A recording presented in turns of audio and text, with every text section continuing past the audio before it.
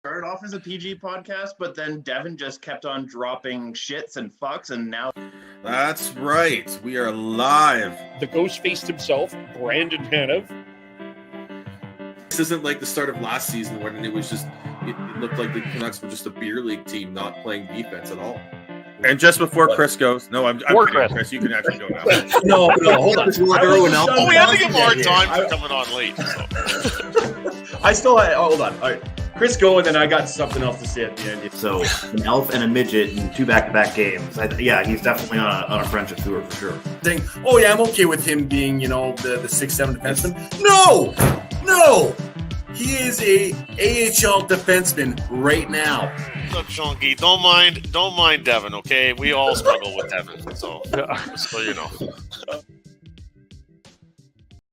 Well, hello everyone. Welcome to the Shifts and Pucks podcast, live here on Wednesday.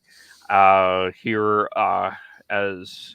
can, of course, follow us on Twitter at Shifts and Pucks, Facebook.com, Shifts and Pucks, YouTube.com, Shifts and Pucks, Twitch.com, Shifts and Pucks. Subscribe wherever you get your podcasts. Well, live, we're also on the Area 51 Sports Network live there as well, as we do a final wrap bow on the Calgary Flames season. The season that ended 6 days ago with, of course, the loss of the Edmonton Oilers. The Oilers have moved on and are now playing the Colorado Avalanche as we're into the conference final. As we speak, Chris Kreider has already scored. The Rangers are up 1-0 on the Tampa Bay Lightning. And so we'll see. Everyone was talking about that series being about goaltending. I guess we'll see there.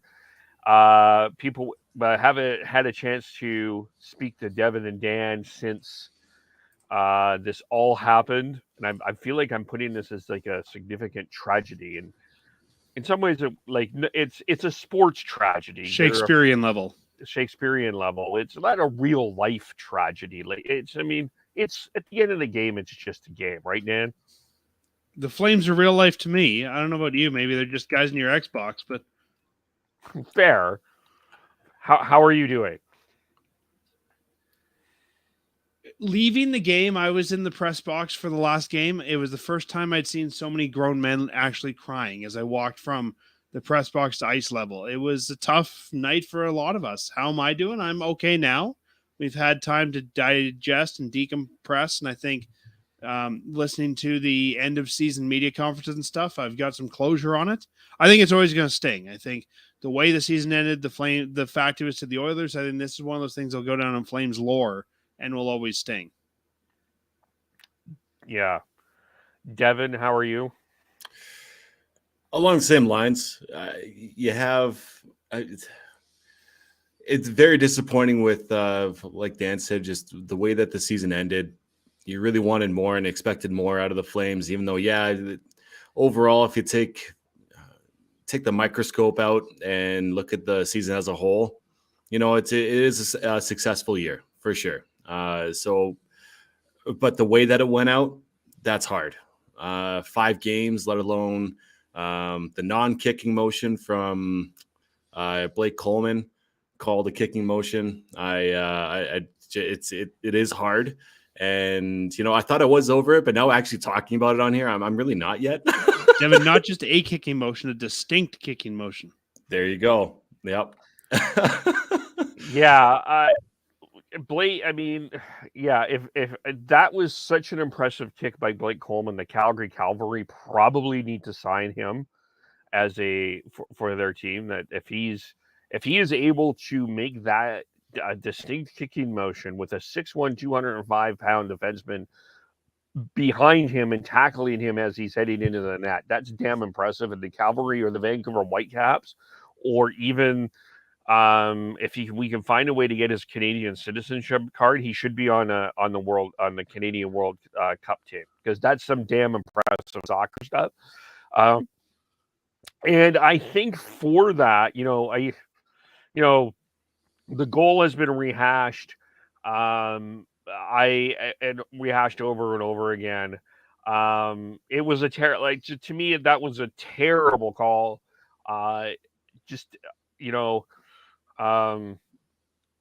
and I think we're just to touch on this is what I'll say, I guess, about this for this part.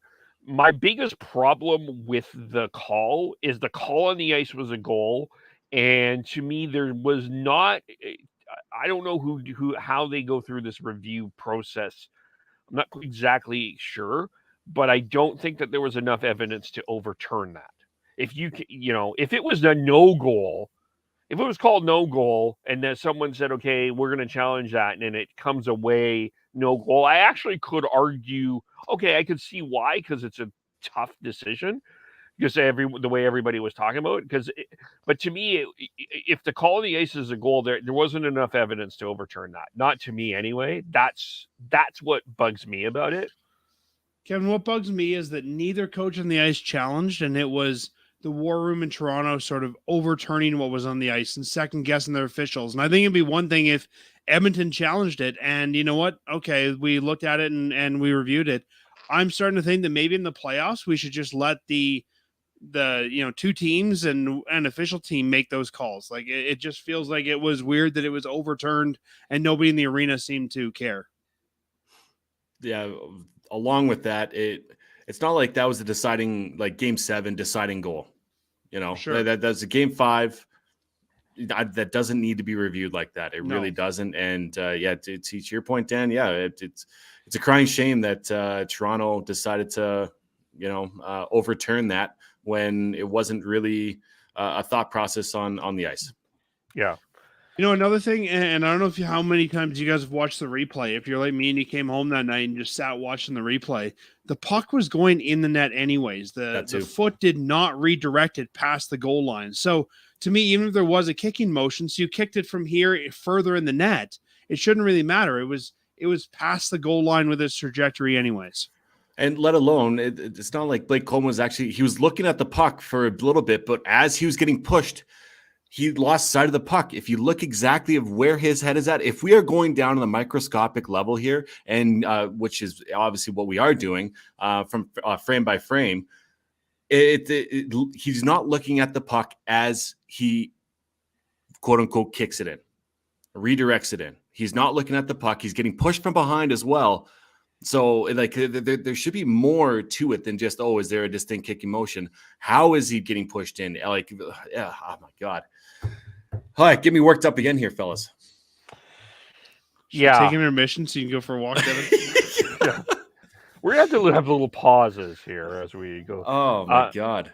And like, this isn't the first time that, what happened last night with Cale Makar, another video review that I think, letter of the law, sure. But I know we're talking about the Flames. It's just that there's been multiple incidences in this playoffs that have shown there's questions. And even if we stick to the Flames, we saw in 04, we saw in 15, now we're seeing in 22. Like it seems like the Flames always somehow get the wrong end of the stick when it comes to video replay. Nobody is bringing up 1990. Very different video review process back then, Kevin. Well, in that there was no video review, but There was a goal. Doug Gilmour scored on now Calgary Flames analyst Kelly Rudy that did not count. Mm-hmm. And Terry Crisp lost it. That was if you want to see a tirade, Terry Crisp lost it on, and then the Kings went on to win and eliminate the Flames. So that's technically 3. But I just at the same time, as bad as that call was, this is my issue. This is the third best defensive team in the league. They had a 2-0 lead. They had a 4-3 lead. It didn't cost them the series. It may have cost them that game. It didn't cost them the series. They were down. Michael Backlund said it best. They lost the series in games 2, 3, and 4. Yeah.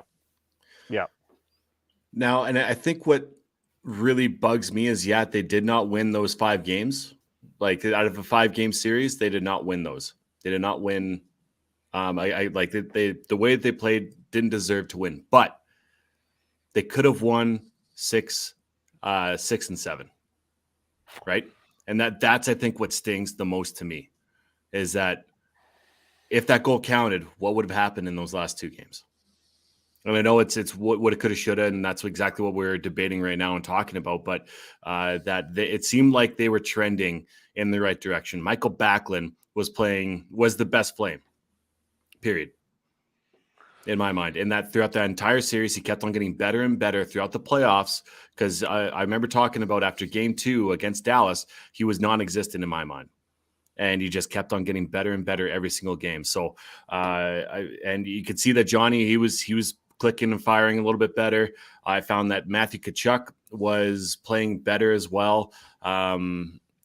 We will disagree on that. Okay, well, let's get into it right now. So Matthew Tkachuk, he was playing better every single game, microscopically better, but he was better than what I saw in Dallas. That's for damn sure. Was it enough? Absolutely not. Absolutely not. I looked at it this way. When, you get 3 goals in the first game and the guy that your counterpart is scoring multi-point goal games in the rest of the series, am I expecting multi-goal games from Matthew Tkachuk? No, not necessarily. But I just didn't feel that Matthew Tkachuk was in any way involved in this series. Like, I was surprised that it looked like he drew 7 penalties. I was surprised that happened. I didn't ever really see him at any point after Game 1 truly engaged in this series the way he needed to be. And that just, I was more, to be honest with you, I was more bothered with the performance of Matthew Tkachuk than Jacob Markstrom. Because of all the things that was expected around Matthew Tkachuk, and even we're talking about now, just the contract. And let's go back to the bubble against Dallas. He's up in that press box in Edmonton, slamming things around because the Flames are losing again. We have the puck incident with Jake Muzzin. We have this guy gets 100 points. This is a guy that we know and can be part of the fabric of the game. And I did not feel in any way that he was remotely close enough to being in the fabric of the game. And I'm not necessarily only pointing it on him, but what's behind the mystique of Matthew Tkachuk. I think that there should have been a lot more expected. And I said this a couple of times. If he was wearing a Vancouver Canucks jersey and played this way, if he wore a Toronto Maple Leaf jersey and played the way he did, the fan base on Twitter would eviscerate him. And Calgary fan base is just, man, we should maybe offer him the C to see if he can stick around. It's like, I'm most disappointed in the performance of Matthew Tkachuk. It was not even close to nearly good enough to me. Kevin, how much of his performance, if you don't think that he did well, how much of that do you think is just him, for whatever reason, crap in the bed versus him being a young player? Like, if the Flames were to re-sign him, do you think that he will grow into that playoff performer? I'm not saying I necessarily agree with you, but I'm trying to go down your tangent and figure out why you think that he didn't do so well. I think there is always room for maturity because he's young. So I think that is something that is there for that, for sure. But at the same time, he's got an A on his jersey. Like, this is the Battle of Alberta. This is the time for Matthew Tkachuk to be right into this. Like, he's talking, and that's the other thing. He's talking. And he's like, you saw the whole after Game 1, he's like mocking Evander Kane. He's doing all of these things. He's yakking at Evander Kane. And at the end of the day, after Evander Kane says he's not even remotely afraid of Matthew Tkachuk, there's no response. And he did nothing. Like, it's just, so is there room for maturity? Is there room to be a playoff performer? Yeah, there is. I guess the deeper question is, do you want to toss him $8 to $10 million to find out? I don't know. That's a good point. It's a good point. I think that you have a young player trying to figure out. I mean, look at him last year, right? They had the Muzzin puck flip incident. They had the closed door meeting after that, and he was not the same player. And you got to think that that's still not in the back of his head.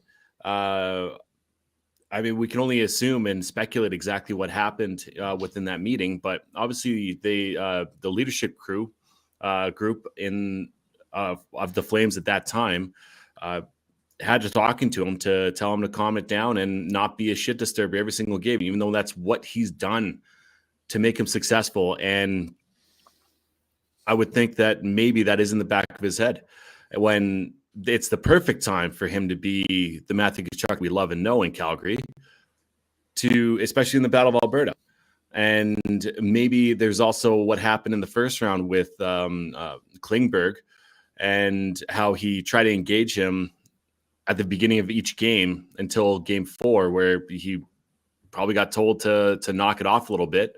And that's where it's one of those things where, yeah, you want to have a tiger, vicious type of player and try and tame him down to be, instead of trying having a cat. I'm butchering this really badly, but I think you know where I'm getting at here. Instead of having a kitten to be like a tiger, essentially. And that's Matthew Tkachuk. He needs to be who he has been from the beginning. And Devin, you mentioned the closed door meeting last year. I thought we saw a big change in Matthew's game this year. Like, I think we saw some maturity taking place there to get him into that 100-point player. And I guess, you know, part of the question is, do you want that Tiger to be your top line right winger, or is that more of a depth player? Like, I guess, you know, is this where Matthew Tkachuk should be in his game, or is this where Matthew is and we need to get him somewhere different? Well, the comparable is Brad Marchand, right? Yeah. And he still has his antics, but he still puts up a bunch of points each year. I think that there is a time and a place. And yes, I think this is a maturing time for Matthew Tkachuk. And I don't want to lose him for nothing, essentially, or depending on because if he goes somewhere else and thrives, then it's going to be another Sam Bennett kind of thought process of, well, he went somewhere and just let it up. And he has the potential to do that. We see the skill that he has. It's just whether or not his mental, I think it's his mental game is there to have both of the shit disturber and the 100-point Matthew Tkachuk.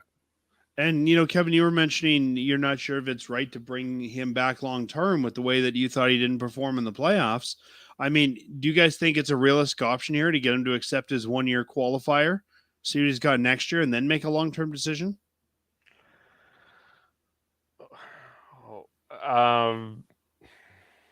Well, this is, let me switch this around a little bit and ask maybe a question that this is where I have been thinking a little bit about a little bit more, and hear me out here.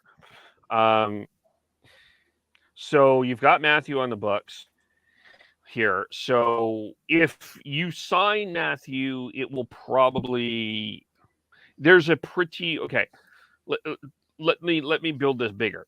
So Johnny's, I don't think anybody's going to argue here. Johnny's getting 10. If he stays with the Flames, it's 10, right? It's in the 10 range. I think we can agree on that. Yeah. Okay. Yeah, range. Yeah. Maybe a bit below. Yeah. Okay. So then you got Matthew. You're probably signing him for 8. That's the hope. You're walking him to free agency, at least. Sure. Yep. Okay.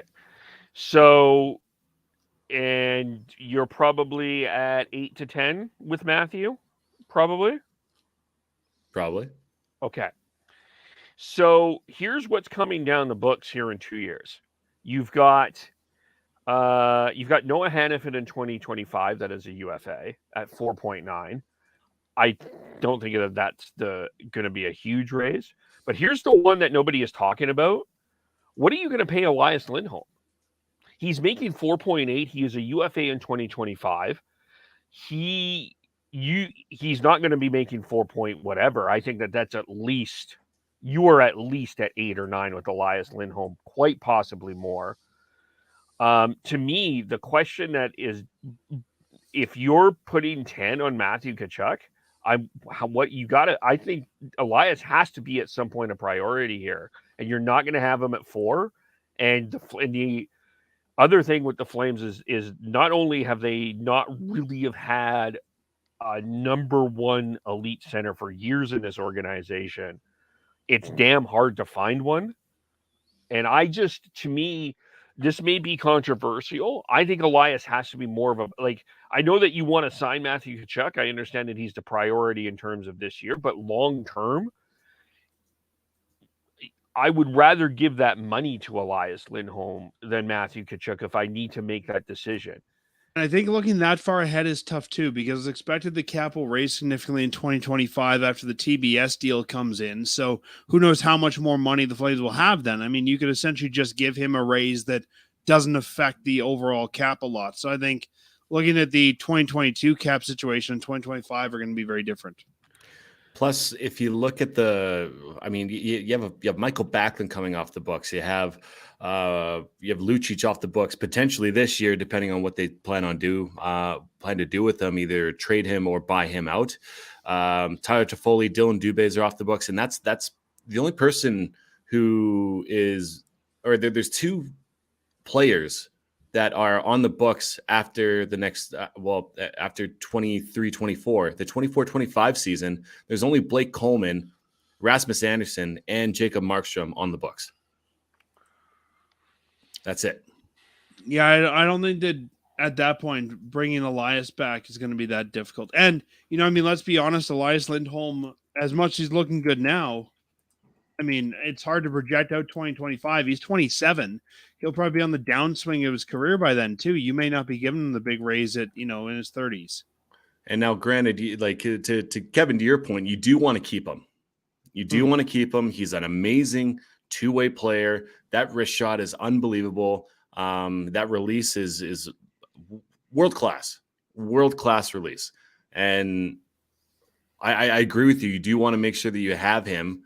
I don't know if you want to be worried about that with the Tkachuk and Gaudreau deals right now, though. But it's good to have that in the forefront of your mind, or in the back of your mind, to like foresee what you got to project it out. Yeah, for sure. And that's why I guess I'm more on the side of and I think I'm on I definitely feel like I'm in the minority here. Not necessarily only here, but like in the minority, and for a lot of people, I think you have to have a longer look at trading Matthew Tkachuk. And I think that maybe part of it is my disappointment, but I think just looking at what the Flames, the type of players that the Flames need going forward, I don't know if you can get that in free agency. And I'm not sure that Tkachuk might be your best trade value. I think if you want to go free agent shopping, the only guy that would even come close would be Philip Forsberg. Yeah. But then in terms of other needs that the Flames need, but you're also not going to be trading Tkachuk for peanuts. If you're trading him, you could probably get that player back or a similar player for your return on Tkachuk if you want to go that way. Well, and when you trade him, do you trade him? This thought process I had earlier today. Why don't you trade his rights to a place where he wants to be, which could potentially be Ottawa with his brother, could be potentially St. Louis, or let's say a comfier market. I don't know, down to Florida. I know that they have Barkov and Huberdeau up pretty soon as well. Or maybe they go to the Rangers potentially, because everybody loves playing. I would assume that he would love to play on Broadway there, and let them trade us some good draft capital, not draft capital, but good young prospects, and build it from the ground up. And I know that's not what Daryl Sutter wants right now, but that might be the best move for the Flames and going forward here, because if we sign him for the qualifying offer and that doesn't go well, we'll lose him for nothing next year. Is it just before? Sorry, but Dan. Devin, I think you can move him at the deadline next year if you needed to. For sure, but what's going to get you more? What's going to get you more? Is there a way? I don't know. Like this, there's always a way. I believe that. someone was bringing up the idea. I think it was Friedman that brought up this idea that there's with unrestricted free agency, it's going to be a little bit of a wait and see game because a lot of teams are going to wait what's happening with the RFAs that need to be qualified. So I wonder with this idea, because I was thinking about this too. Do you look at, is there a possibility that I'm just going to toss a scenario out. I'm not saying that this works, but just hear me out here. Just because these two teams, we follow them both, and I just want to see so let's say the Flames allow the Vancouver Canucks to negotiate with Matthew Tkachuk in exchange with the idea that the Flames can negotiate with Brock Besser. And they look at this idea of saying, okay, like maybe if you're not willing to sign a qualifying offer or more of an extension, let's see what you can negotiate out there, and we can see that we can make a trade to a team that you want to go to and get something, and then don't have to walk you to free agency. Yeah, I don't know that those are the two guys I'd look at, but I'm not saying that works.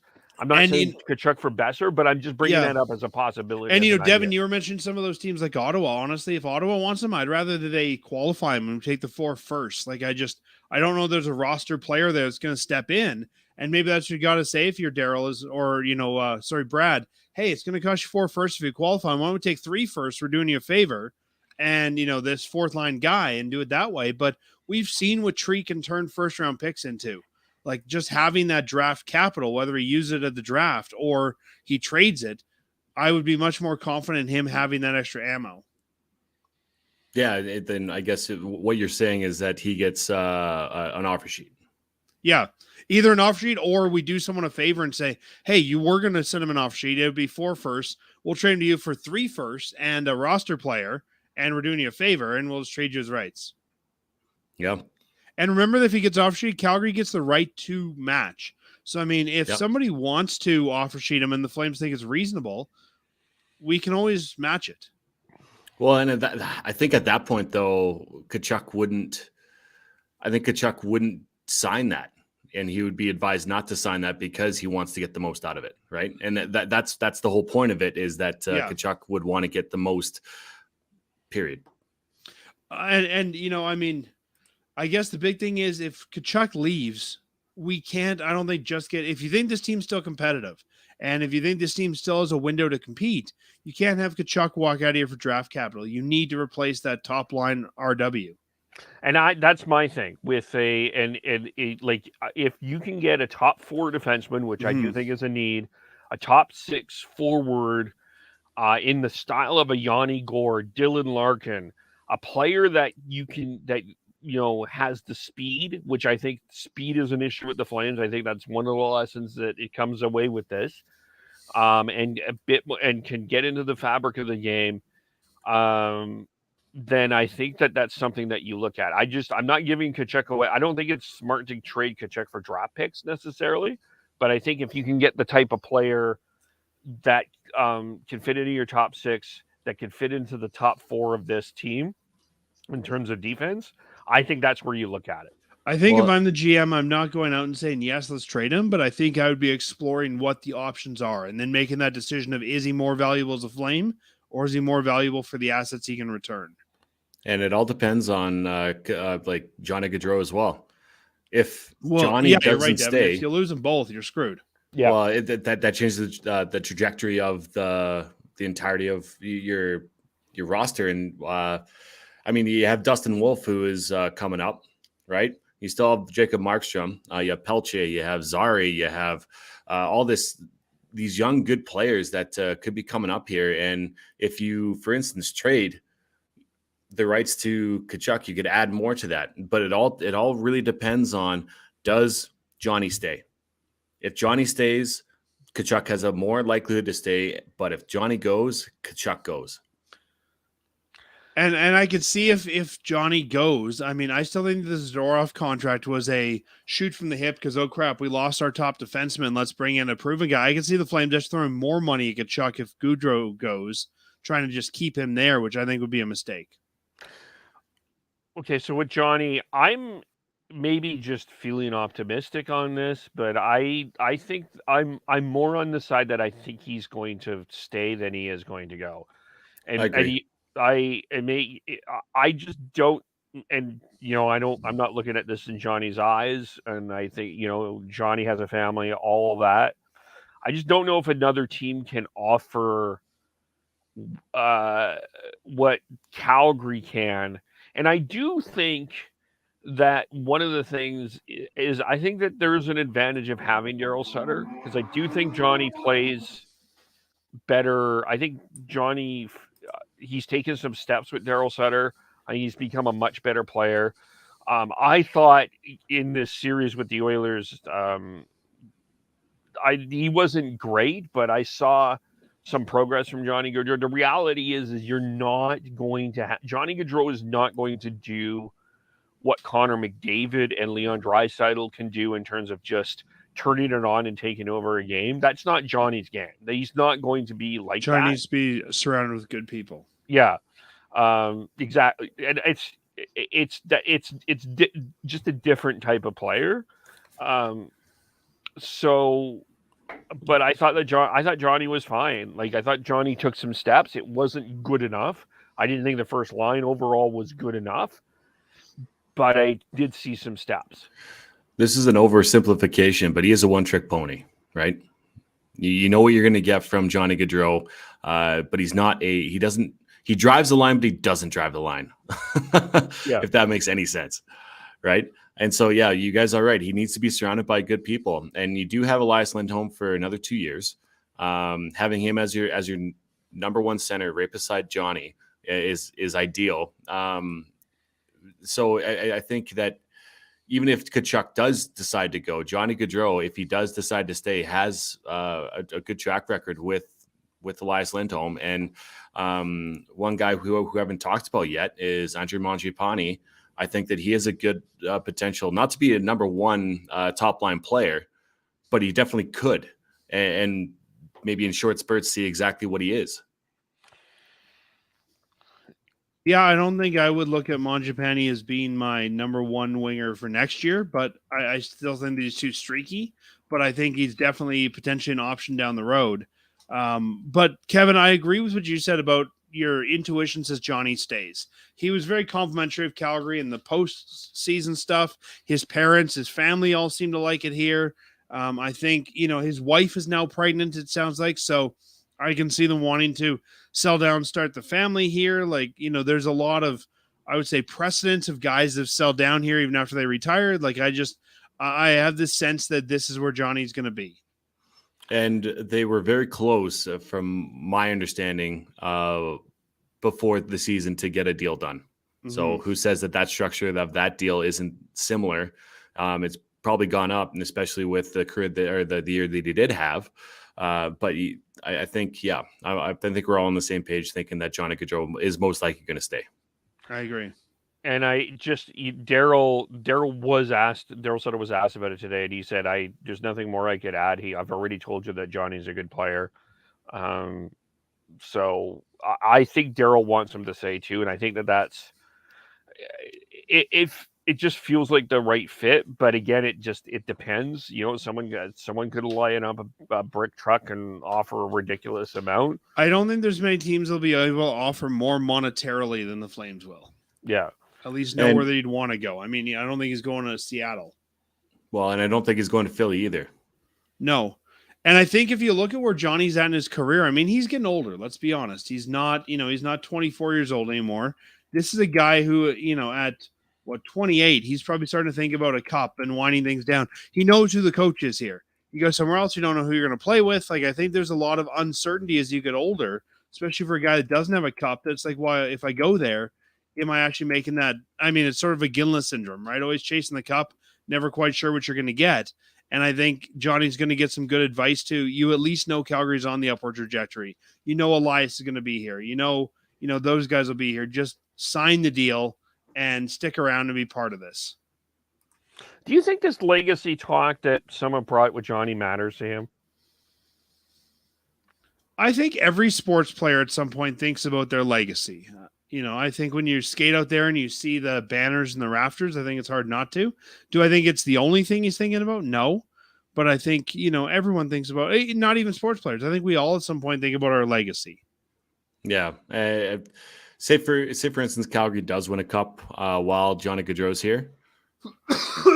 Whenever this new stadium arena is going to be built, a statue of Johnny Gaudreau will be outside. You make it life size, or you make it larger? Either way, it's small. Name the arena the Gaudreau Arena? No, definitely not. The Johnny Gaudreau Scotiabank Arena? Scotiabank Saddledome Arena? Between Gaudreau Boulevard and Aginlow Way or something like that? Yeah. So I think, the legacy definitely is something that they think about, but it's not the end all and be all of it. There's to Dan's point, yes, he's starting a family. So there's multiple factors going into his decision for sure. Yeah. That's where I feel, and I think they can get done. I think it can get done with 10. I know Sean was like, that's a lot, but I'm okay with that. It is a lot. It's a lot of money on the cap. Mm-hmm. But I think he's worth it, especially if he's surrounded by the right people. Yeah. I think as long as the Flames keep moving towards the cup, he's worth it. If this team craps the bed a couple more times and we've got this, 30-plus player making $10 million and we're starting to rebuild, I think we'll regret that. Might be the Dallas Stars of Canada. Yeah. With James and Sagan. Tyler Sagan. Yeah. But I guess the difference between the two, Tkachuk and Gaudreau, is that Tkachuk, I don't think he's thinking about legacy yet. He's not there yet. He's thinking about the money. And that's the one thing that I think here, it's more of one-minded track than Johnny Gaudreau in comparison to Matthew Tkachuk. That's the thing. And maybe this is the thing that I'm struggling with Matthew Tkachuk, is I still feel there's that selfish player in him that came out a lot. And that's where I'm struggling with. But I said last year, I thought Matthew Tkachuk would be a great second line left wing. I think he may be overused in this team as your first line right wing.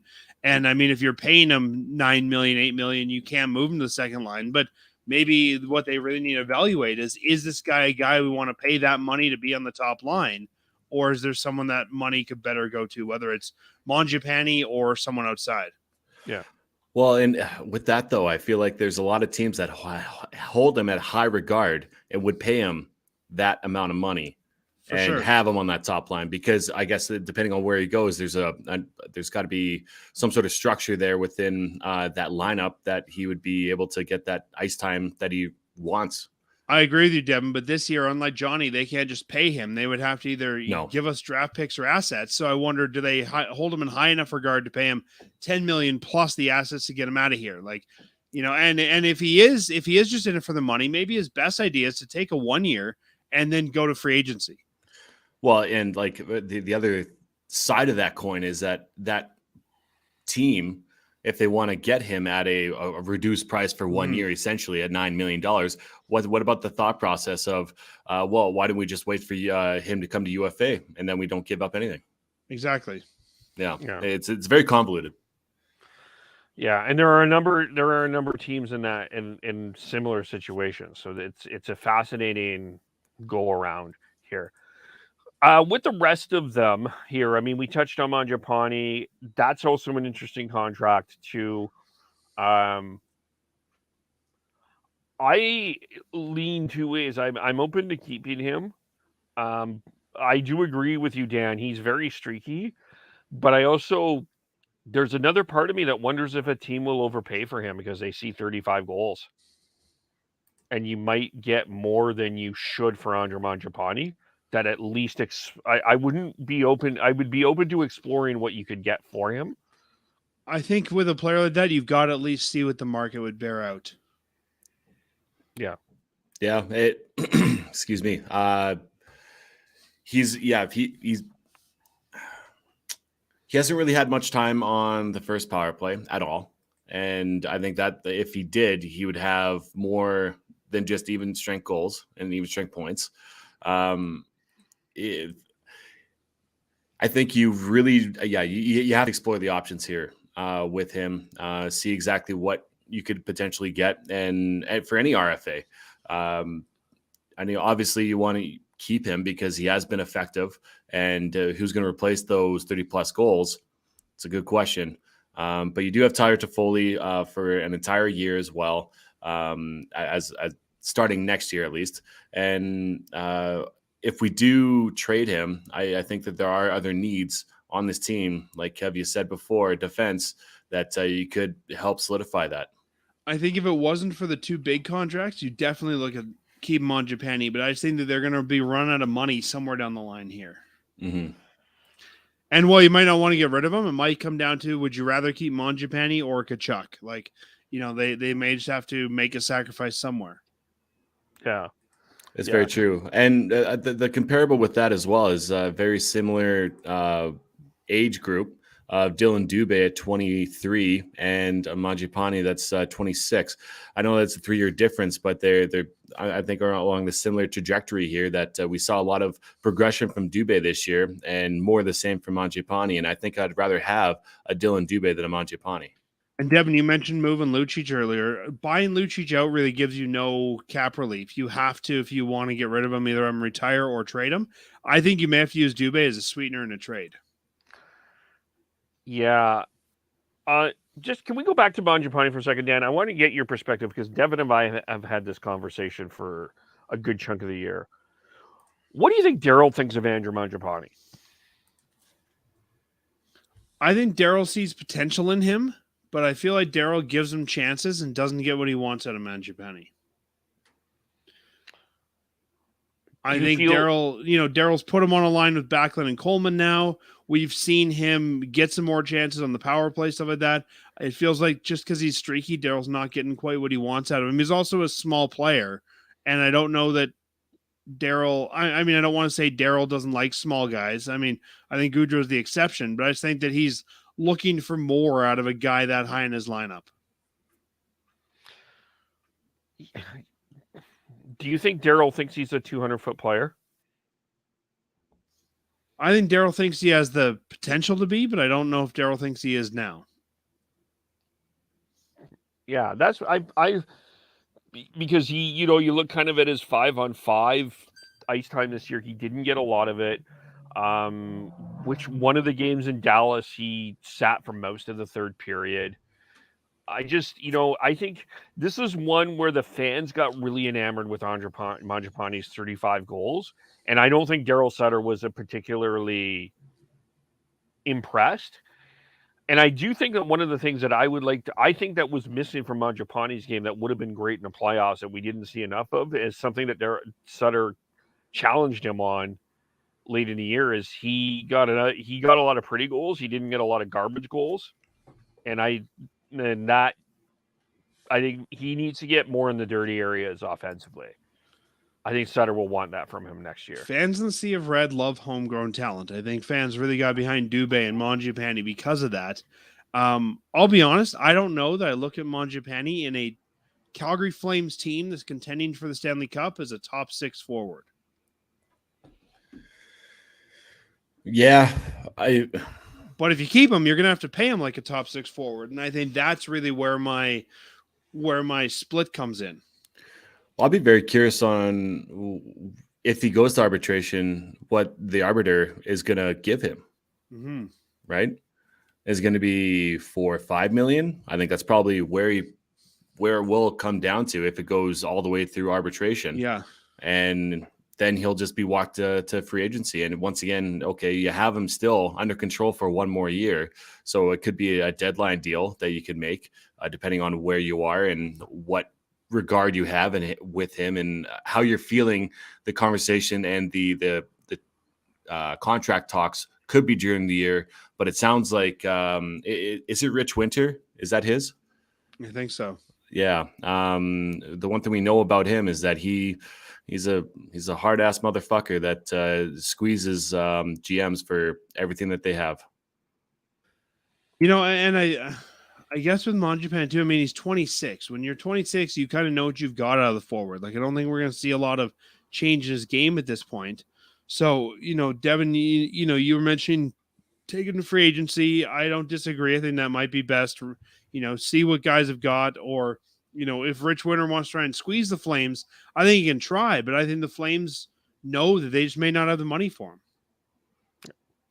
Well, and I guess that's where my buy to Lucic, you save $1.3 million, but that could be enough to sign him long term for the next year, right? And I guess my thing with Mongiapani, I don't know what he is. Like, of all these guys, he's the least I want to sign long term. Maybe 2, maybe 3, but I worry that anything more than that, if this player continues to be streaky, that's going to be the next Lucic deal on this team.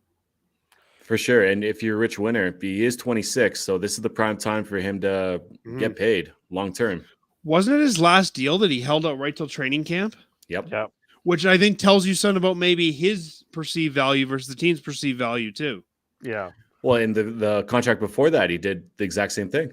Mm-hmm. He held out. I don't know if it was straight to training camp or if it was a little bit into training camp, but I remember that the track record is there for it. Like, one team that I think did this, like, just as a trade match, just tossing this out there, Carolina could be a fit for Mongiapani. They are in need of goal scoring. Brind'Amour pretty much called out his general manager for it. There could be something. And if you've mentioned a few times, Kevin, that you think the Calgary Flames need a top 4 defenseman, I think you could find that trade match in a defenseman from that organization. Yeah. As long as it's not Tony DeAngelo. Just don't want that guy on our team. I don't think Daryl Sutter or Tree Living would do that, would fuck up that room. There's been too much turmoil, especially with in controversy, especially with Bill Peters. Mm-hmm. Right. Yeah. And, I think Mongiapani's liked in the room, but at the same time, I feel like he's not part of the leadership core here from what I know. And if he's gone, I don't think it would upset the apple cart either. Yeah. And the other thing that we're missing here is some center depth, right? That's something that there is a player who his contract is up, and at the end of this year, he's still playing, and he's a shit disturber. He almost became a Calgary Flame, and I wouldn't be surprised if Brad Treliving, depending on how these conversations go with Matthew Tkachuk and Johnny Gaudreau, but he could back up the Brinks truck for Nazem Kadri.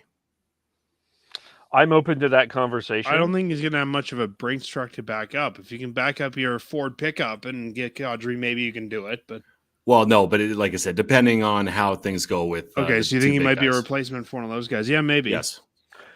Well, going back to Mongiapani for a sec here, let me pose a theoretical to you guys. Devin, you mentioned him earlier, Jacob Peltier. I don't think he's ready next year, but if you look at him as a 2-3 year trajectory, does that change maybe how long you'd go with Mongiapani if you see him as taking over that spot? I was going to bring up Pelche actually in this conversation. Yeah, he's not. He doesn't have the man size yet. And I don't think you slot him in next year. I think if we just say we'll get Mongiapani out, move Dubé up, put Peltier on line 3, I don't think that's the right answer either. But maybe you say, hey, we've got 2 years till we think he's ready. Let's just use Mongiapani as our stopgap. Yep. Yeah. It's definitely a good possibility. Who's that number first overall or first round pick of last year? What was his name? Coronado, because that guy has a hell of a wrist shot too. And that's the thing, is that like where we're building the cupboards here, and it really does all come down to those top 2 guys and whether or not they get paid and stay here to figure out exactly what these middle 6 players, or I guess just one middle 6 player as of right now, Mongiapani, what he's going to get paid. Well, and you wonder even if the middle 6 have anything to do with the top 3. Like if I was Mongiapani, I don't know I'd want to sign a deal if I don't know if those guys are coming back. Or maybe you have a bigger opportunity to shine.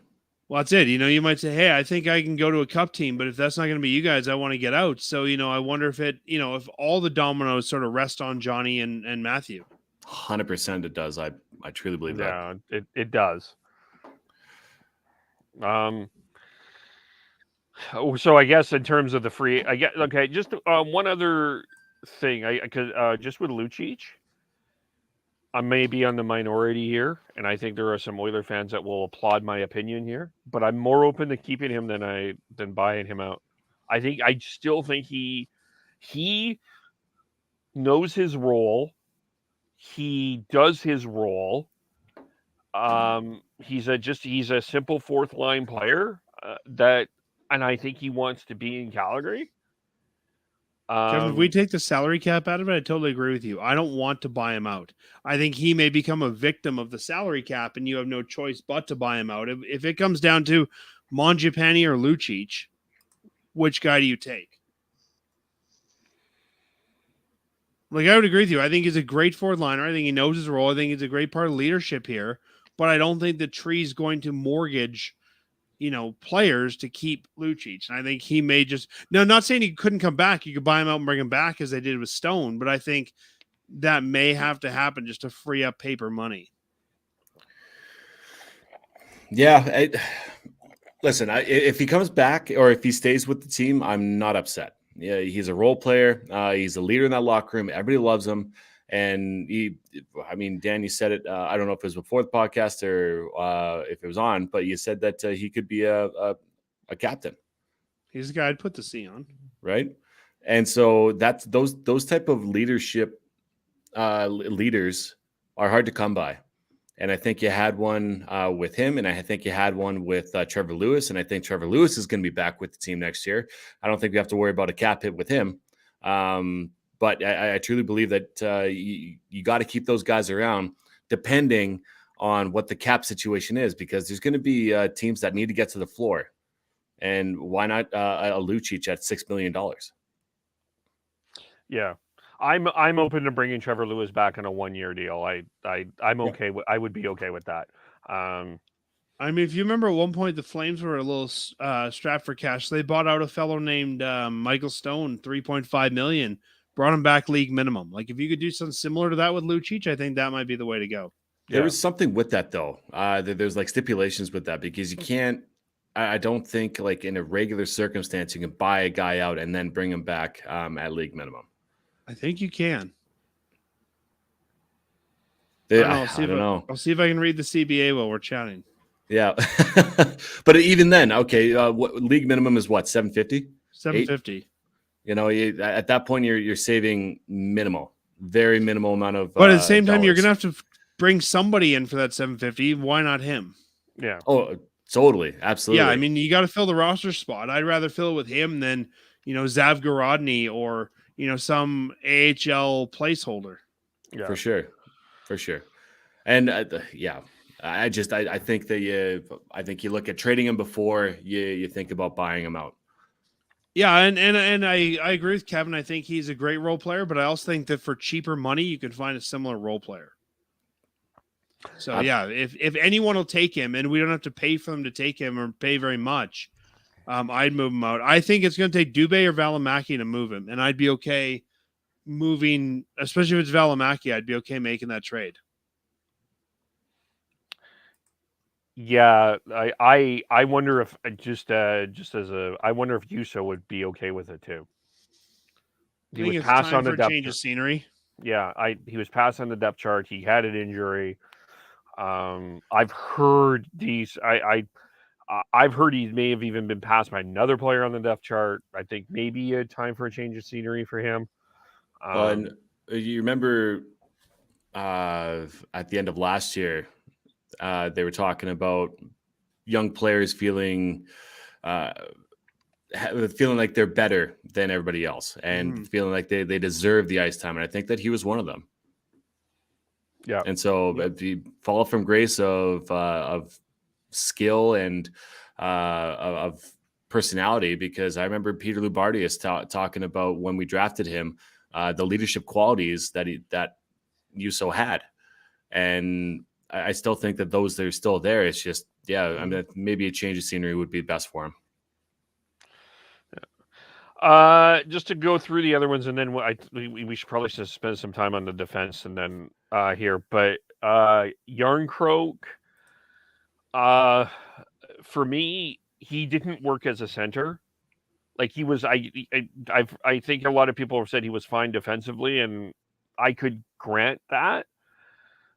But I also, in a series where, you probably needed more of your bottom six to get involved in the offense, which would have challenged, I think, the Oilers a little bit of how they're using McDavid, Kane, and Draisaitl. One goal doesn't work for me. So I would not want him at center. I would keep him in the wing and find someone else to be a center on that line. I just don't think he's a centerman. Credit to my co-host Matt. He said you keep him around because he can play all three positions. Yeah, I would agree with Matt on that. I think you keep him around. Maybe he's even your 13th forward, and he just slots in wherever you need him. Well, and you saw that. He's versatile. He's very versatile, and he has obviously the connections with his cousin being here, but also he's friends with Markstrom too. So let the Swedish Mafia continue with the Calgary Flames as far as I'm concerned. But yeah, he's a great penalty killer. Every time he was on the ice, he was working his ass off. You could tell he was moving his feet, and that's what makes him successful, is having that hard work and work ethic. And especially with Daryl around, those are the type of players that he likes. Yeah, I think if you can get him for less than $2 million, I think that's one of those devil you know versus devil you don't. If we let him go, who would be the replacement, and are we as comfortable with them as we would be Yarncroke, or would you have to replace him with two forwards, especially if he's going to be your extra guy? So I think, if you can get him for less than $2 million, dance with the devil you know. Yeah, I'm open to bringing him back, but I don't want to give him a raise, but I'd be open to bringing him back if the price is. I mean, we paid a 7th round pick to absorb $1 million. He was making $2 million. We're paying him $1 million. I think $1.5 million is the maximum you go with him. Yeah. Now Toffoli, I was surprised we didn't learn that he was hurt, because that was a possibility. I think what it came down to is he didn't fit with the Yarncroke and Dubé, and he also was stink bitten. Like, he had a lot of chances. Be interesting to see where they place him next year, depending on everything. But I do think that this is, I'm not low on Toffoli. I just think it was an awkward situation. Well, he got Ottingered multiple times. Yeah. Mm-hmm. Right? Yeah, I thought he looked good in the Dallas series. Yeah. But he was non-existent really in the second round there, and there were a lot of guys. It's very true. Yeah. Let's lead to the defense, and I guess the first question. There's one last forward that you forgot, Brett Ritchie. If Daryl had to say, he's back, but I think you can. I think that's the position you promote from the farm. Yeah. I think that's a Connor Zary position next year. I don't know if I bring Zary up. He's only done this for 1 year pro, but even a guy like Adam Rajicka. I'd look at maybe Rajicka or even an Emilio Pettersson, a guy who's been around for a while. Yep. Maybe even a Justin Kirkland as well. Yeah, maybe. Yep. But anyway, let's move to the defense. So I guess the other question is what you're paying Oliver Shillington. I'll credit Dan on this. I think everyone in the beginning of the year was willing to open that Brinks truck out and give Oliver whatever they want. And I think now I'm not discounting Oliver Shillington. I think he made some tremendous strides, but I think it's now the Ford pickup of what you're paying Oliver Shillington. And it's not any disrespect. I do think he deserves a raise. I think he made a lot of steps. I don't know what he's worth. Like, last year, he barely made this team. This year, he looked good, but how much that was because of Chris Tanev? Do you want to pay him long term now? If it was me, I'd give him 1 year and say, do it again. I do 2 years. 2 years, finish off with Chris Tanev, because Tanev has 2 years left. And then, I think we really saw who he was without Chris Tanev. We did, but then he got that hit late in the year, and it's almost like in the cartoon where he got, that big hit, and then he regressed. Yep. And he was injured. I don't know if it was from that or in the Dallas series, but it's one of those things where, it's a show me deal, whatever it is. I'd be curious what that arbitration looks like if it does go to ARB. I know that the track record isn't quite there. But that's also, Devin, if it goes to ARB, I don't know who his comparable is. Well, it's true. That's the way NHL arbitration works. And maybe Tree does that. Maybe he goes because that whoever his agent is going to be talking to Tree, saying, "Hey, look at his numbers at the beginning of the year, and overall, it's not bad." But it's not great because the consistency definitely wasn't there. And if it does go to ARP and they settle on something, then it's only a 1-year deal, and it's very similar to Tkachuk, Mongiapani. Like I think you've got to pay Shillington if you're going to bring him back in a role where you're comfortable moving him to the third pair. I don't think you can pay him number 3 money because I don't know he's going to be your number 3 or 4. Is Noah Juleson comparable? I think Juleson is if you look at this year, but again, the fact that this guy barely made the team last year, I don't know. Jonas Siegenthaler? I would say Siegenthaler didn't have a successful season. Okay. Well, Siegenthaler, he played pretty well though. Like he was, it's very, very similar for sure. But I think that he had a more consistent season than Oliver Shillington did. I mean, Shillington's making what, $750 now. So, I mean, even if you double him at $1.5 million, I don't think you get to 3 or 4 with this player. I think 2 million is where you got to cap him. Yeah, I would agree with that. Especially when you look at the salary structure on the back end. If Anderson's making 4 or 5, you can't go 3 for Shillington. Yeah, no. Yeah, that I agree with. I think for me, I guess Sean brought up, I guess maybe we'll ask you this. In terms of what the defense needs, they did look slow. They looked unstructured without Tanev there.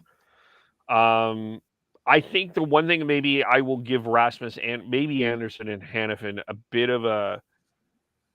I'll say that this was one of the lessons and is Anderson and Hannafin were not and have never been a number 1 pair in a playoff situation. And when Daryl Sutter brought this up, I didn't realize this. Nikita Zadorov had the most playoff games coming into this playoff. Not Chris Tanev, not Michael Stone, not even Eric Gabranson. Nikita Zadorov. When you hang around Colorado.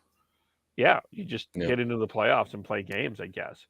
But but I do think the Flames need to add some speed there. And I guess that's the question. I guess the first question is bringing Gabranson and Zadorov back. I think Zadorov is he's too expensive. He'll be too expensive for the Flames. Yeah, I think making 3-2 this year. I don't think you can say we'll give you half. Yeah. Which is why I think I would pay him. I could see him coming back if nobody else wanted him, and he was, okay, it's August 12th and no one signed you yet, but I think somebody will pick him up. Yeah. He'll be a quiet free agent signing.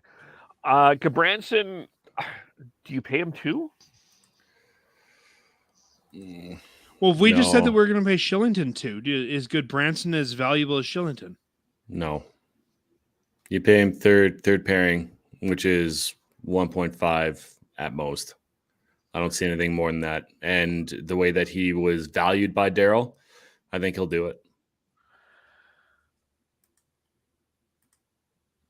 I think if you're bringing Gudbranson back at 1.5, you got to make sure he's okay being the veteran with Mackey or somebody like that. But I agree with you, Devin. I think Daryl could talk him into doing it for 1 more year. Well, we don't know how long Tanev is out for because we do know it's 4 to 6 months. So we don't know when that really is.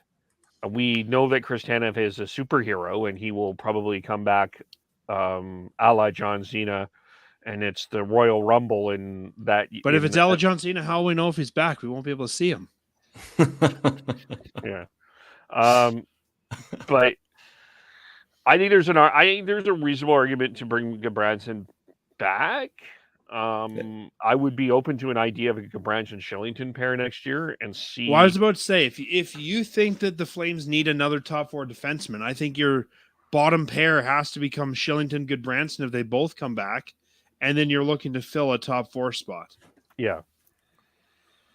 I have a couple players in mind already, but I thought that Hannafin and Anderson were a good pair. I'm not sure they're the best number 1 pair you can get. Yeah, I just thought Zach Hyman had a field day with Rasmus Anderson. Like just. And you know what? There's always a player that has somebody else's number. Yeah. Yeah, for sure. I don't think we want to build our blue line to prevent Zach Hyman. No. And one player that I think you really got to take a look at, like, I know we're talking about the Flames, but free agency is Calvin DeHaan.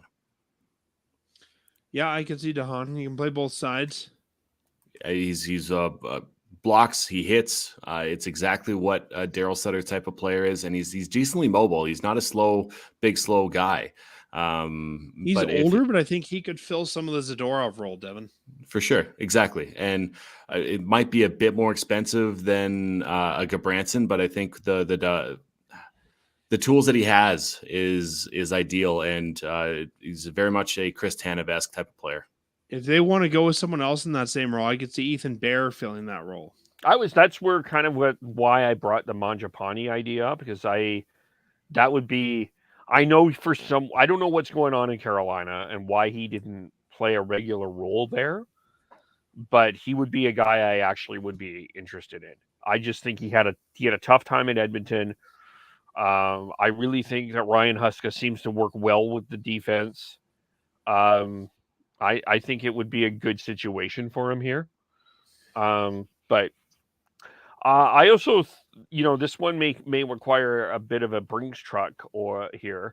But if you wanted to make a big splash, what about John Klingberg, the guy that Matthew Tkachuk punched in the face?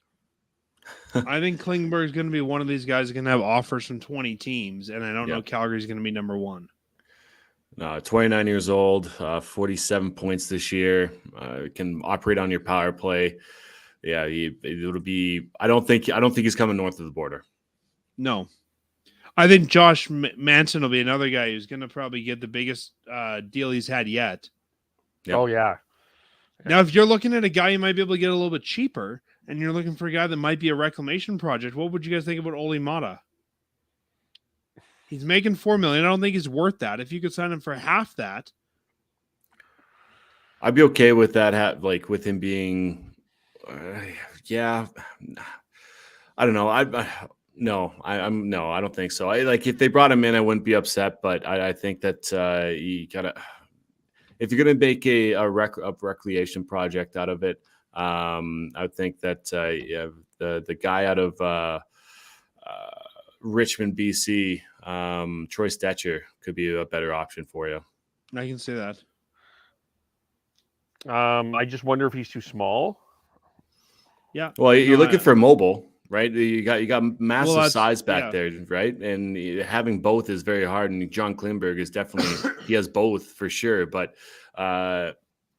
with everything that we've already talked about, getting somebody who is mobile at a decent price is going to be hard. If you want mobile, Will Butcher would probably be a better option. Yeah, he true. Can play both. Yeah, he can play both sides. I mean, we talked about Eric Gustafsson as well, right? I know on our podcast we've talked about him before, and Sean brought him up a few times. But I mean, the difference between all these players isn't that much. I think the biggest problem the Flames have is they have too much youth on the blue line. I mean, youth is great, but I mean, if you look at it, really the only guy over 30 is Tanev. And Goodbranson. And I think, even going for a year and getting an older guy like an Ian Cole or, Danny DeKaiser or just Thomas Hickey, even though, I wouldn't go as low as a Mark Stahl, but an Edler, just an older proven defenseman to be in your middle six, I think might be the best way for the Flames to go. Yeah. Yeah. I guess, I mean, the big question is going forward, how do the Flames try to defend McDavid and Draisaitl? But is McDavid and Draisaitl really the issue going forward? Well, they're as part of the division. They are, yeah. They're not going. But it's not like the Flames got lit up by those guys every game they played this year. Well, I guess they got lit up in the playoffs by them, but I guess the question was that defense? What if we don't play them in the playoffs next year? Like, I just don't think you can build your defense to defend two guys. Well, the other thing, and Daryl said this too. You got Connor McDavid, you've got Jack Eichel, who's going to have he's going to be at 100 more. He's going to be at 100% next year, and he's going to be dangerous next year in Vegas. I think Pettersson's going to take a step in Vancouver. Thomas Hertl up front in San Jose, I think is going to be a problem. So you do have some pretty dominant centers in this For division. Sure. And honestly, if it were me, I would break up Hannafin and Anderson into a 1-2 pair. Put one of them with Tanev, get another veteran to go with the other guy, and I think you can solve a lot of those issues. I think you're right. That's where I think a Calvin DeHaan would be a perfect fit. Yeah, I mean, he's 31. You could sign him to a 2-3 year and still have room to move later if you got to move him out of there. Yep, for sure. And I think Nick Leddy could fit there. Yeah, yep. There's also a Group 6 UFA of Sami Niku if you want to take a stab at a mobile defenseman. What about again? Though Niku's a younger guy, I think if we're looking for vet, well, I mean, no. But like, sorry, I'm going back to our other conversation. For sure. I'm kind of going back and forth. I think the Flames did this well in the forward line this year. Is just sort of injected their holes with veterans. I mean, anywhere there's a hole, they found a veteran to put in there, a guy with some Stanley Cup experience. And I think if you look at our forwards, we mentioned earlier, I mean, we got guys who've been to the playoffs, been to the Stanley Cup, like Lewis. I think that's what they need to do on the blue line is, if we lose good Branson, just find someone who's a veteran with some Stanley Cup experience. Yeah. Yeah. I think you're right there. Because when Zadorov is your most experienced defenseman, that doesn't say a lot for your lineup either. I mean, great young guys, but I just don't think the young guys are ready to be by themselves yet. I used to use the term to describe the Oilers, the blind leading the blind. How can McDavid lead the team to the promised land when McDavid's never been there? Yep. Yeah. Yeah. Maybe like a Jan Ruda then. Right? Yeah. So someone like that. Robert Hagg right there. Yeah, I think you're looking for a guy, let's say north of 30, who you can bring in on a little bit cheaper because he's probably past his high payday. Guy who you bring in for 1 or 2 years until you sort out what you want to do there. Yep. Gives time for Connor Mackey to still, develop into a defenseman that you're happy with. You also have Colton Pullman. God, I did that again. And if I'm the coaching staff here, and if I think that the Calgary Heat are going to be successful next year, I'm not wanting to rush guys to the NHL either. Yep. I'd rather play some of those guys in a very successful HL team than be number 6 on my NHL team. Yeah. Especially how easy it would be just to bring up and down if somebody was playing well and you want to see and also how easy it is to evaluate them. I mean, to bring them up to get a look at them. Well, you can get a look at them. Just stay an hour after practice. Just trying to think if there's anyone else. Yeah, unless. And I think we're looking at UFAs here, but I think if you're the Calgary Flames and you move Andre Mangiapane in a trade, I think that's where you could pick up that middle 6 defenseman pretty easily. Yeah. Or middle 2, I guess. Yeah, great point. And that's where you may have to look at him and say maybe Mongiapani is better used to fill another hole. Yeah. Yeah. Yeah. Now the goaltending. Let me ask you this, because did Markstrom take too much heat in this playoff run? I think he did.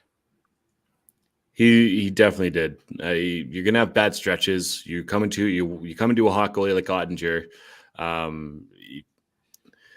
It's hard not to compare.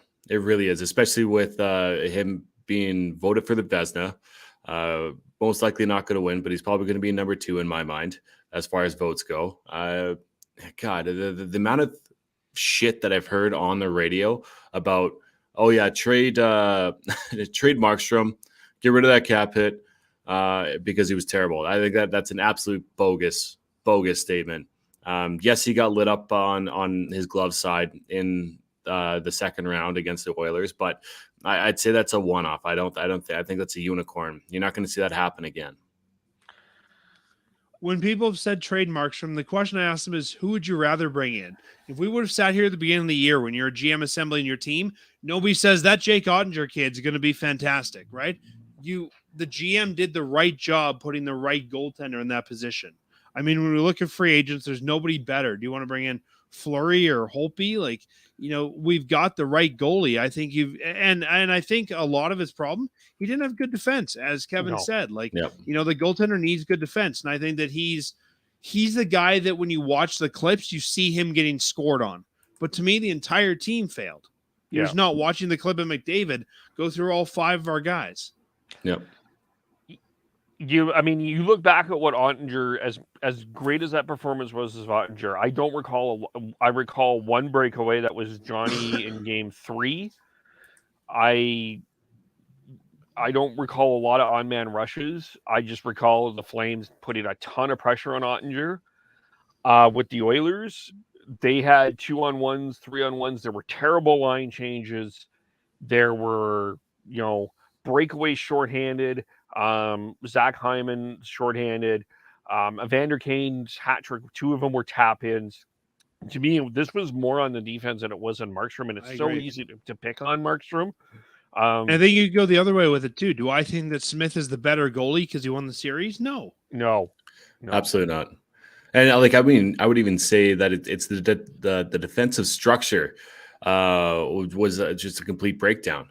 But not just the defense; it was also the forwards not being back checking harder. And I know that's hard when you have the speed of McDavid, but you got to be anticipating that. You have to be playing as a team. And throughout this entire playoff run, I don't think I ever saw Daryl Sutter hockey through and through for an entire 60 games. It was the entire 60 minutes. The entire team that wasn't doing their job. Yeah. The other argument is, did he play too much? And I don't buy it. I don't think so. Although I don't think he plays 65 games next year. I think that part of it was Vladar wasn't ready to play. I don't know if Vladar wasn't ready or they just didn't have faith in Vladar. Yeah. I think Vladar plays more. When I look at Vladar's body of work, I think he looked better more nights than he didn't. Yeah. For sure. And it's just Daryl not trusting, loving is number one. I don't think it had to do with Vladar. I think it had to do with Daryl doing what Daryl knows best, and that is I think it's Daryl doing that, and also Vladar being young and not having enough book, and maybe not even the goaltending coaches knowing him well enough, but now they know him. I think we'll see him get a lot more starts next year. Yeah, I think he'll play more next year for sure. And I do wonder if he was hurt and didn't say anything. I think that. And for those that say trade Markstrom, I've asked the question on our show and on our Twitter. Show me another tandem that you think is better for less than $7 million. Yeah, exactly. Well, and the ones that came up the most that I've heard is have Vladar and Wolf as a tandem, and it's like, okay, you want 2 rookie goaltenders? Yeah, 2 unproven guys. Are you kidding me? Yeah. And if you look at goaltenders take a while to mature. Like, well, fans want to see Wolf, and I get it, and I understand it, and I think we'll sell maybe more preseason tickets for that. There's a guy I would leave in the NHL or in the AHL till he's 23, 24, because it's not gonna do him any good to sit and watch Markstrom play. He needs to face rubber at the AHL level. So I think Vladar's got 1 more year. You might even sign another veteran goalie for a year or 2 to bridge that gap. But I think you probably don't see. I mean, Markstrom's deal's not over till 25, 26. I'd be doubtful you see Wolf here until 25, 26 at the earliest. Yeah. I think 1 year of having Markstrom rub off on him would be good, but I think you're wasting Wolf. Have him sit on the bench, play 20 starts. Yeah. To me, Markstrom's the least of the concerns with the Flames as far as I'm concerned. That's not that wasn't an issue. It's just, and really, the Flames, we realistically could be talking about the Flames playing Colorado here. They had a chance to win 4 of those 5 games. Rasmus Anderson scored a goal from Commonwealth Stadium. To me, you got to win that game. Mm-hmm. To me, I could make a legitimate argument that Smith allowed worse goals than Markstrom in this series. It's just. And Kevin, I think what you just said and what Devin said earlier, the Flames the Flames lost themselves the games. They didn't finish, and they didn't play 60 minutes of Flames hockey. Yep. They would get up and they'd let the Oilers back in the game, and they didn't play 60 minutes of what they can do, so the Oilers took over. Yeah. And that's really what the series comes down to. Yeah. And I guess the next part about this is Daryl Sutter. There are a lot of people thought he did a terrible job. I guess the big criticism is the handling of Tanev and the fact that he played 24 minutes with all of the injuries in the world. It's as opposed to some players, people wanting him to shut down. Some felt that Jay Woodcroft outcoached him. Where are you at with Daryl Sutter's? Well, Tanev, he played better than he didn't give up anything. He didn't give up any egregious opportunities. He was formidable, and you could tell he wasn't himself, but he was a better option to have in the lineup than without. And as far as being outcoached, I don't think that was the case. I think the team once again failed themselves. Daryl Sutter can only do so much. And why would you change your strategy if you know what's going to make him successful is if the team plays the style that got them there, and that is also playoff hockey, the way that the way that they did play in the regular season. So I don't think he got outcoached. I've heard people say we should fire Treliving. To me, the GM put the right players in the ice. Yep. To me, the coach took a team, as I said at the beginning of the show, team that was not a playoff contender last year, made them number one in their division. Daryl did his job. Daryl cannot force players to play. Daryl cannot force players to play better. Daryl gives them the tools, and it's up to the guys what they do with them. I think if you get rid of Daryl, what do we go back to? 10 years of coaching mediocrity? You want to bring back Playfair, Keenan, Brent Sutter, Bob Hartley, Glenn Gulletson? We don't need that roller coaster to keep going. No. I'm hard pressed to say that Daryl got out coached. I think any one of us could coach the Oilers with McDavid playing like that, and we'd look great too. Yeah, this is James with less Botox in our forehead. Well, we just see Woodcroft's idea. Oh, we're down 2. You, McDavid, Draisaitl, okay, and you go on the ice. I mean, if you're Woodcroft, all you got to do is find the guys in the biggest numbers and put them on the ice. Yeah. Yep. Yeah. I have a theory though, and this is something that Daryl Sutter said. I honestly don't think he expected this team to get past the second round. I'm not saying he was playing to lose or he gave up, but I think he said something interesting today, and he said this a couple of times. He said that he said that the media got into the Flames room and the expectations of got into the room. And I think that maybe this, all this individual's numbers, like Johnny Gaudreau's individual numbers, Matthews' individual numbers, Lindholm's individual numbers, I think Daryl Sutter saw a lot of warning signs of where this team was, that he didn't see this team going past the second round. Well, and Kevin, you mentioned defense earlier. He's been complaining about his defense since the All-Star break. Yeah. He has. Yeah. Yeah. He looks like Dr. Evil there. I honestly do like Jay Woodcroft. I think he's a fine human being. Going back to Daryl, I think Daryl's being realistic, and I think that's one of the reasons we like him as the coach. This team did not even make the playoffs last year. I think if Daryl were to say, we didn't make the playoffs, Western Conference Final, here we come, we'd all go, wow, maybe this man should go back into retirement. I think Daryl is being realistic, and he said all year, their goal is to make the playoffs. Daryl has said for his whole career, once you're in the playoffs, anybody can win. He's always said, you just got to make the dance. Doesn't matter if you make it as number 1 or number 8. Anybody can win. So I think Daryl is being realistic, saying, you know what, we have a group of, let's be honest, last year, I was on your show talking about, is it time to move on from Johnny Gaudreau? We were all disillusioned last year. I think it was, let's just turn these guys around and see if they can dance and step together to get to the playoffs. I think Daryl realizes it's a multi-year process. Yeah. Yeah. And I don't think he had the expectations of Obviously going to the Western Conference Final. But yeah, you gotta make it, and you never know what's going to happen. I don't think that the expectations from the fans or the media got in their head. I think the expectations of themselves maybe got in their own head. Like they're professional athletes, for God's sakes, and you got to have a really, really good mental fortitude to get as far as they have within their careers. And I think that's such bogus. That's such a wipeout of let's make up these ridiculous excuses. The excuses were that they weren't good enough. The one thing I will say that I think, and I think Daryl, sorry, before you go further, Kevin, I think Daryl was good in that he protected himself. I mean, we made the playoffs. If we made it further, it looks like he underestimated and we overperformed. Like, I think if you were to say specifically, I think we're a third round team, that's how you end up losing your job, because you go, well, you underperformed what you wanted. Yeah. And remember, Vegas and the Oilers were favored to win the division. For sure, yeah.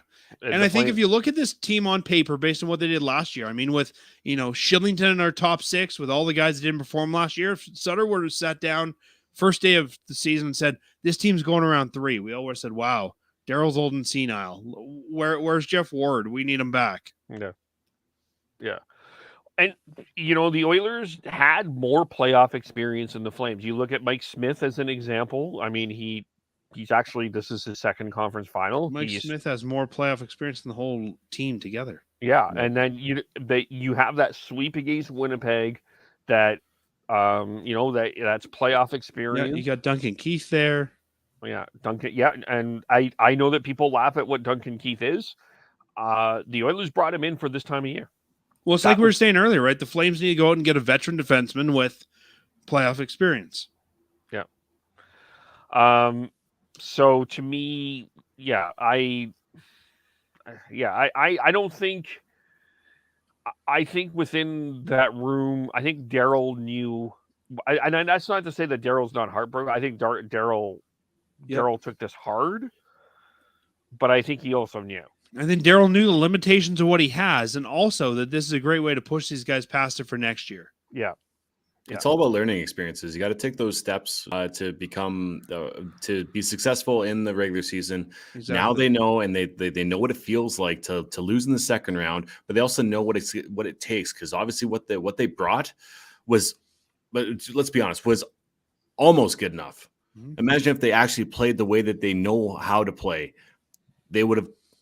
I think they would have. Could have been the 5-game series in the opposite way.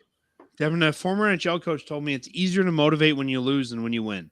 If you're the Tampa Bay Lightning and you're a 3-time Stanley Cup champion, if they win this year, it's tough for the coach to say, "Hey guys, here's things you got to work on." Well, coach, I can't hear you. I got rings in both my ears. Like, it becomes a lot harder at that point, right? But if you're the Flames and you're heartbroken, it becomes easier to listen to Daryl when he says, "Here's where we messed up. Do this differently." And to talk about Tampa, they won. They absolutely had one of the best seasons in the NHL in the regular season, and then they got swept. Yeah, before they won their cups. So, you have to lose before you can win. That's it. You got to learn how to win, and you got to learn how to lose. Yeah. Yep. And I mean, that's the thing. The Flames have never been successful. So I think, as I mentioned earlier, I think it would be unrealistic to expect round 0 last year to round 3 or 4. I think, we went from not being in the playoffs to round 2. Maybe next year we go to round 3, round 4. Like, this is a process. And show me another team that has gone from, barely making it out of round 1 or not making it out of round 1 for 10 years to a playoff win. It doesn't happen. Montreal Canadiens. That was back when you wore one skate? Yeah. Back when you had to chop down a tree and mold it into whittle it into your stick before you went out there? No. Yeah. As fans, we want the quick win, right? I mean, my co-host Matt has been saying the Flames will win the Stanley Cup for 10 years. Like, as fans, we want our team to go to the Cup. When we look at it realistically as analysts, the team's making strides. I think it was a successful season because they did better than they did last year. I think they learned a whole lot, and I think they've got great building blocks for next year. Now, if they don't make it further than this next year, I think it's a failure. But I think they set all the right paces, and I think that losing Edmonton is going to give these guys something to work on. Yeah, I think that will be a bitter pill to swallow, especially when they look back on it. But I think it will, it'll benefit them in the long run. Yeah. Mm-hmm. Yeah. Anything else? Short-term pain for long-term gain. Yeah. Yeah. I mean, I guess for the Battle of Alberta for both cities, it would have been nice to go the distance, because I think it would have been great for both cities. We say that, but if I look at how much stress I went through in Game 7, I really don't know if I would have wanted to go to Game 7. Like, that was a stressful night. Oh, I at one point though, Dan, I was just like, they put up a board. Like there is literally a piece of plywood in between this net. And I'm like, they're never gonna score. But then, Zadorov turned over the puck, and my asshole just clenched. I'm like, this could be the end. And so, every time in that overtime that they touch the puck, you're worried. Butt puckering is definitely a thing, and was definitely a thing. But I'd rather have that than being out in 5. Again, from a Flames fan, I don't disagree, but I think that the out in 5 might send the message more that Daryl needs. If the guys go, well, we're close, we almost made it, I think this is the message this team needed. It's sort of like Batman. He's not the hero we need, he's the hero we deserve, right? And this is what the team deserved this year. Yep. And how much influence do you think Daryl's have on this roster? Oh, we know. I think just the turnaround we saw from last year, this year, shows you he's had a lot. Massive. I mean, we've been talking about this on the podcast forever, that Daryl Sutter is the captain of this team. Yeah. And let's be honest, when we say Daryl, let's say Daryl and his staff. Yeah, which we should address this, because there is a possibility. I mean, I think it feels like the world is waiting for Barry Trotz to make his decision. We're at what Barry wants, but Kirk Muller's name has been come up in coaching conversation. Apparently candidate in Philadelphia. I think he's a candidate in Dallas. I can't think of anywhere else. Maybe Detroit. That might be an interesting place that might interview, but that is a possibility. It looked like a bit of a Stampeder situation where it was going to be like Huffnagel for a while, and then they groomed Dave Dickinson. It looked like the same idea. Maybe where I kind of have the hunch, though, that Kirk Muller ends up staying. I think you've got to do the interviews. I mean, we've probably all done it at work too, where you've got a job, but an interesting job comes up and you interview just to see what's out there. If you're Kirk Muller, I think Daryl's got one more year left in his deal. If you think this team is close, I'd rather be the associate coach in Calgary, knowing that role is probably going to get handed off to me, than be the head coach in Philly, and I might be out of a job this time next year. Yeah, and it's very true. And if you think about it, you've heard Craig Conroy's name in the GM talks. Mm-hmm. It'll be I have no doubt in my mind that Craig Conroy will be a GM at some point in his career. But yeah, you got to go through the process. Calgary. That is, his choice for sure. Yeah, but he'll have the opportunity to do so, and I think Kirk Muller will definitely be a NHL head coach at 1.2. But I think you see what you're building here in Calgary, and that I think that means a lot more on a resume than being put into a head coach role because you think you're ready. Just look at Hacksaw. He was highly touted coming out of the collegiate ranks, and it turns out that he hasn't been able to make that jump and be a successful head coach. Yeah, and I think Kevin, you were saying he's interviewing, and again, I'd probably be doing the same. But I think next year when you go to renegotiate, you do those interviews, you have leverage against team. Hey, Calgary, I had 2 offers as a head coach, so I want to be paid like a head coach or whatever. And I think it's just part of the process. Yeah. Like Devin said, Connie's been interviewed. It doesn't mean we're losing them. Yeah. Yeah. And I think a lot of times too, teams tend to throw names out there, interview guys just to throw smoke as well. People might not be wanting to bring them in, but it could be trying to throw smoke or, deflect from their real candidate. Well, with sports talk radio and podcasts, you need content out there. Yeah. Right. You can't talk about the same thing over and over again. Well, and I mean, I'm getting some work done on my house. I got a whole bunch of quotes. I want to get some new siding. I have 6 quotes for it. If I'm looking for a coach, I'm probably doing the same. I'm talking to everybody. I might not go in thinking Kirk Muller's the guy, but let's talk to him. What's the harm in talking to him? Yeah. Even just to rule him out or to kind of get the low quote, if you will. Yeah. Yeah. A couple of other things. Just wanted to. The other thing that I think with the Flames that is good is you mentioned this the future Calgary whatchamacallit in the Western Conference Final, and also a Flames prospect Lucas Keon.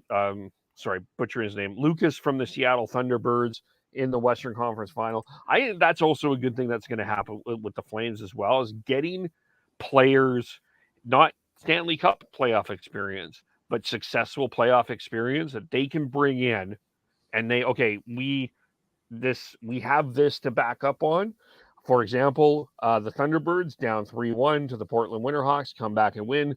Down 3-2 to Kamloops Blazers, come back and win. That's an experience he can bring to the dressing room. Say, we've done this before. We know what to do. And I think if your HL team's successful, you breed that all the way through the organization, which ours never have been. If we start to go to the playoffs every year in the A, then you get guys coming to the NHL who have that winning attitude. Yeah, I mean, Stockton right now is still in it, right? Yeah. So going to the Western Finals. They're the young guys that are there who are up here, like Connor Mackey, getting that experience. Valimaki, hopefully he can gain some experience within that too, and Dustin Wolf too. He pitched 3 shutouts in that third round or second round. So the fact that everybody within this organization who is young playing in the AHL is getting that playoff experience is going to bleed through and is so much. You're right, Kev, is very beneficial for their playoff or for their hockey careers going forward, and hopefully that'll be with the Calgary Flames.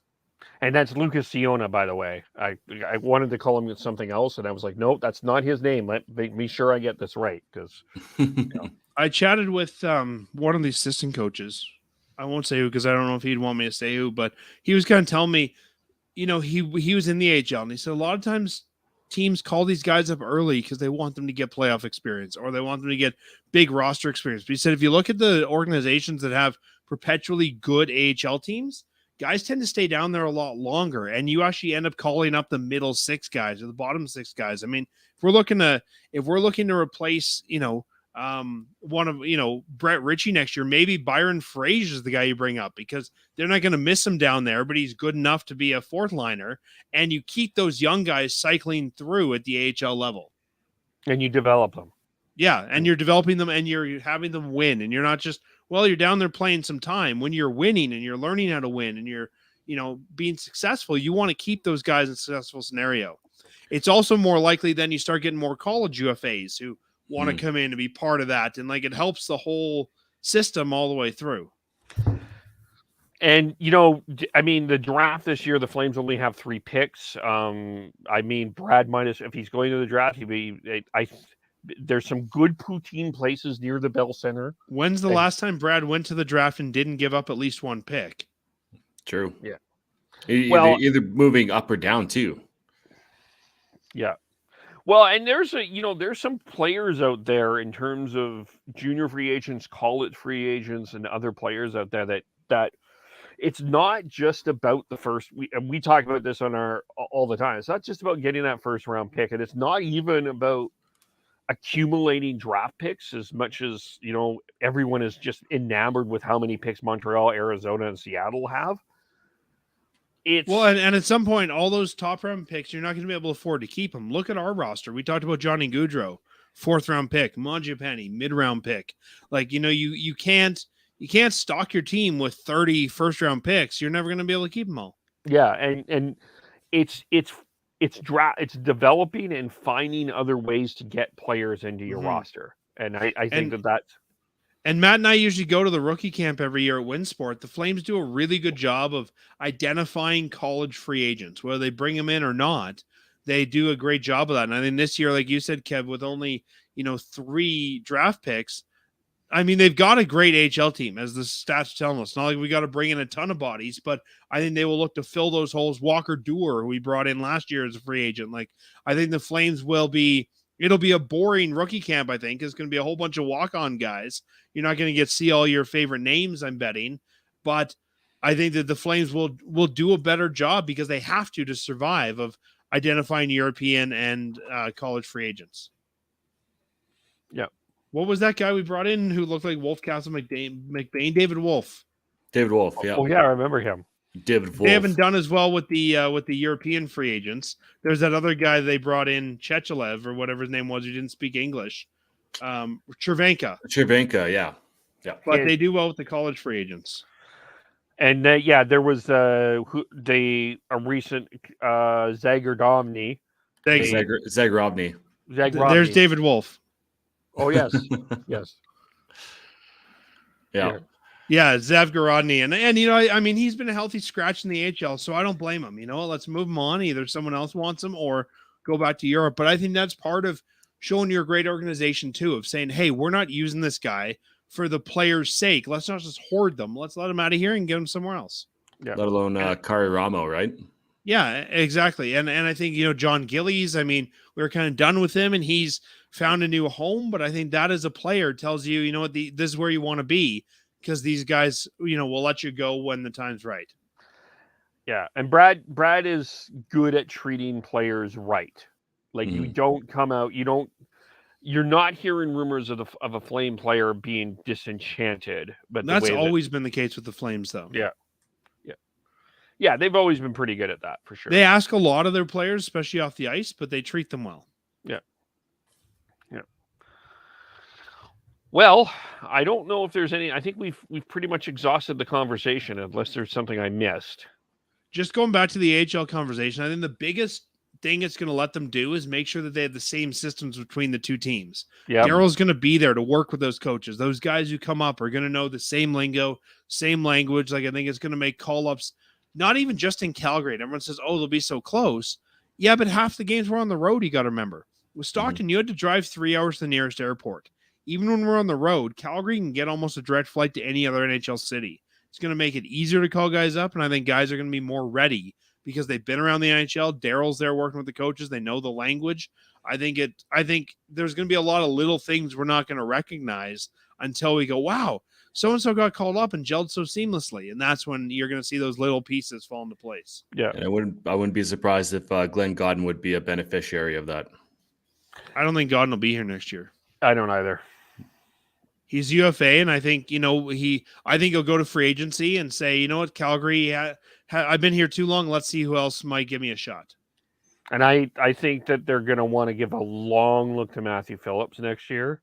I don't think Phillips will be here either. I think the Flames feel like they have too many small guys. Well, then we got to trade him because he. But I think there's value there, and especially if we're saying we don't have enough draft picks, I think you could recoup some draft capital for him. Fair. Or you got to move him out to make another deal work. Yeah. Yep.